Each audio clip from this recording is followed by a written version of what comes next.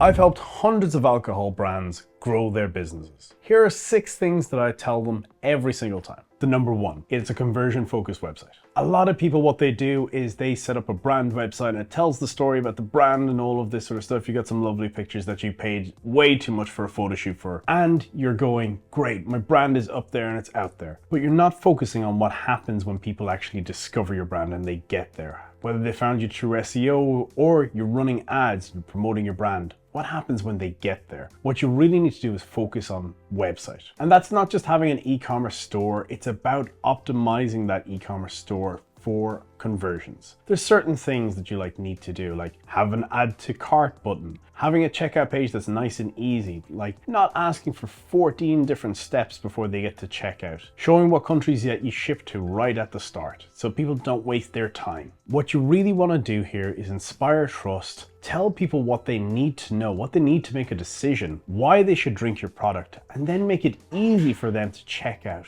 But we're not just talking about checkout, we're also talking about converting those people into advocates for your brand. Then the other part about conversion is increasing that average order value. So you're not just selling one bottle, you're actually selling more and more in the cart. So number 2, and this is being active on social media. And this isn't just sort of, oh, you should post 3 times a day. It's not anything like that. It's about creating a community. It is about bringing people on the journey with you. It's about not just taking professional photo shots and videos that you've got some professional to do. It's about showing people that, hey, you're up at 5 a.m, you've got the van packed full of booze and that you're on your way to a farmer's market to do something. And bringing people in on the struggles of, hey, maybe you had a load of stuff that came with corks or you've put on the label upside down. Showing people that there's a real person and there's a real business behind it, that they're not some massive conglomerate and, faceless bottling lines, that you're actually real people running a real business and that your product, when people buy it, matters.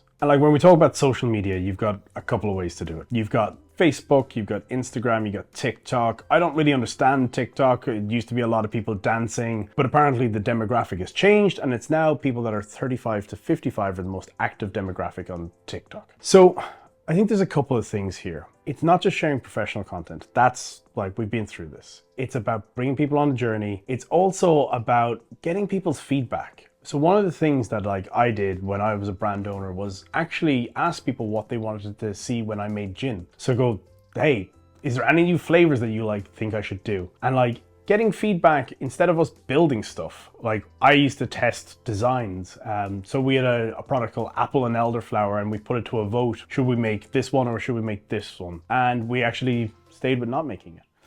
So it was a good way of market validation. So if you look at the impact of social media can have on brands, you look at AU Vodka. These guys are killing it on social media. They went from 2015 doing £500,000 to doing £55 million last year. It's a true rags to riches story. Or, finding gold in vodka. So what they did really well was when they started out, they did a lot of partnerships. And it wasn't just people promoting the product, it was the product being around. And it would be in the background of influencers' shots and it would just be this gold bottle. There would be fashion shoots and there would be this gold bottle in the background. And they created intrigue and they created this brand recognition where people are going, that's that gold bottle. And it was super subtle. And then what they did was partner with influencers, partnering with rappers, partnering with urban artists. They even partnered with Jake Paul and faked a whole tattoo thing, all for clout and for views. But it's worked out so well for them. So they've got over 400,000 followers and these guys are just killing it.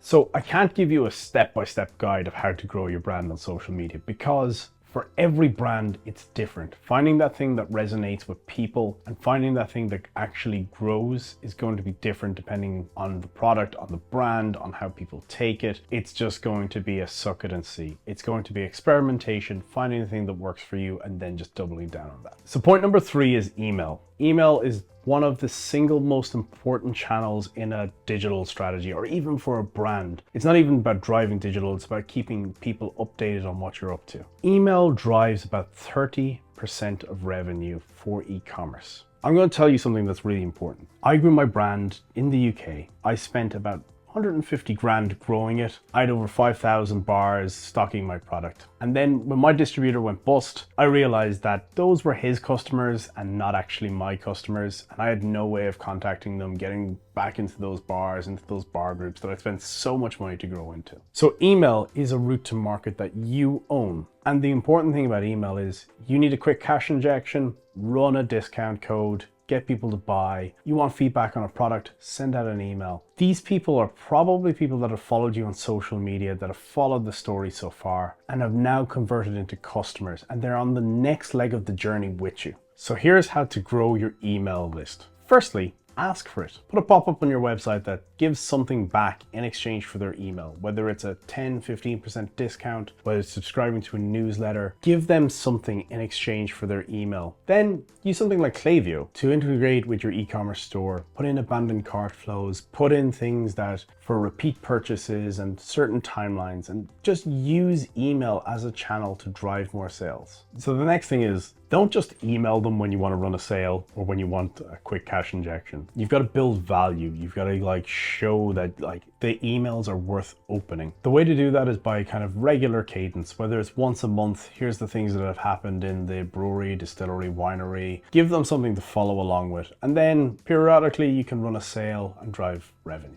So building an email list is an asset, and it is something you will be thankful for years to come. It is a completely new sales channel. It's completely independent of your store. If you lose everything in the morning, you will still have your email list. So number 4 is markets. Naturally, everybody wants to go global overnight and have a huge success, but in reality, that's not how it works. You've got to pick your markets carefully. And when people ask me, what market should I go into? And I'm advising clients at Tipple, I say, okay, you've got to pick a market that knows your product really well, or a market where your product is hot. So for example, the Netherlands. Rum and whiskey do really well in the Netherlands. And the interesting thing about the Netherlands is you've got a population who are 65% buying online and speak perfect English. So you go, okay, I'm selling whiskey. I'm probably going to go after the Netherlands because I don't have to translate my ads. The cost of acquisition is much lower there, and it's good to focus onto one market, find the creatives that work, and then roll it out to new markets.